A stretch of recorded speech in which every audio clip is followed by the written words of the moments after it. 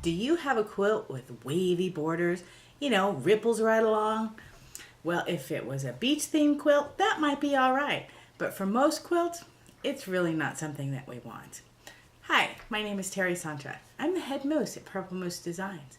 And today, I'm going to show you how to measure your quilts to put on the final borders and get rid of those waves and ripples. Join me! When you're getting ready to put the border on your quilt, there are a couple things that you need to think about. Now, one is every piece of fabric has a lengthwise grain, a crosswise grain, and the biased grain.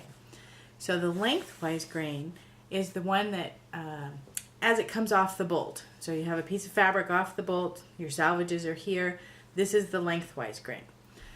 Ideally, you'd like to have the lengthwise grain go along the outside of your quilt. That's the most stable grain, and it will make the border the most stable and help hold everything all into place.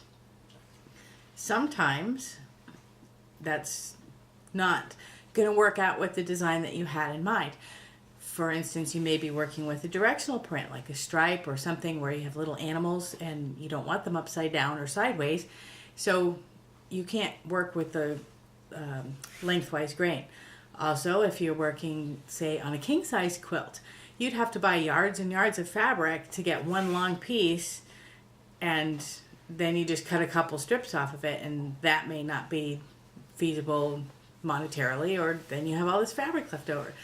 So do what's best for the design of the quilt that you're working on, but do keep in mind, if you can, try and get the lengthwise grain along the outside of the quilt.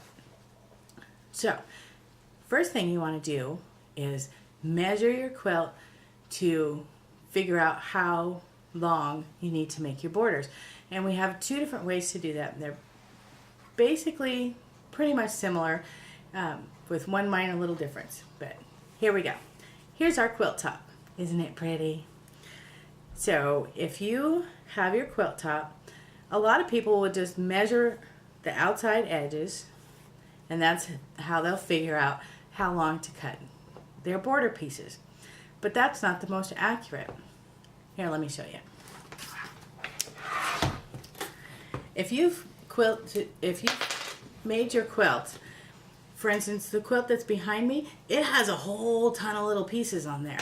Every time you stitch a couple of those pieces together, you have the potential for being off just a little bit. Now magnify that, multiply that by all the pieces that are in this quilt, and by the time you get the whole top done, it can be off a good amount from side to side or top to bottom in different areas of the quilt, like this. Now, ideally we want a quilt that's pretty squared up, but sometimes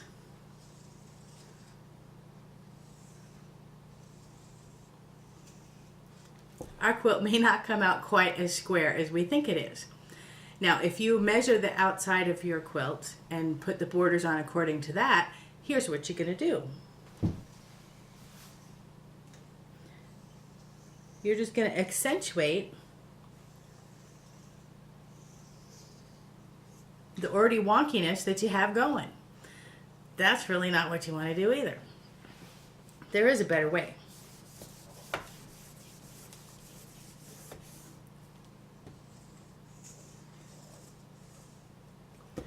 What you want to do is measure the interior of the quilt, not the exterior of the quilt. Generally, you put the sides on first and then the top and the bottom. Sometimes, as part of your design element, you may not want to do that, but most of the time people put the sides on first and then the top and the bottom. So if we're putting the sides on first, we want to measure right in the middle of the quilt and figure that distance. Cut those pieces and put them on. And then when you get those on and pressed, then you measure the center of the quilt side to side, cut your pieces that length, and put your top and bottom borders on. That's not too hard. Now, if your quilt has a lot of piecing, like the one that's behind me, it can be really off in different areas. And so even measuring once in the center may not be the easiest or the most accurate. So in that case, you want to take several measurements.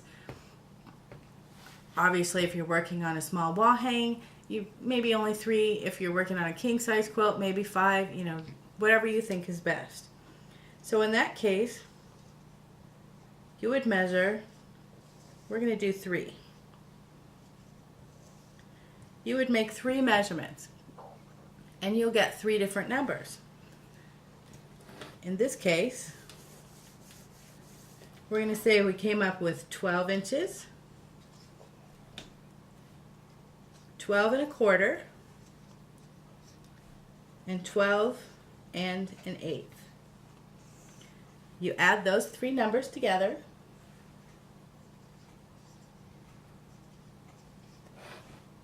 and you get a total. You take that total and you divide by however many measurements you took, in this case 3. And what you get is your answer. So you want to cut your pieces 12 1/8, and that will come out right. So if you've cut your pieces 12 1/8, what about the part in the quilt where it's 12 1/4? It's not going to come out quite right. Well, here's how that works.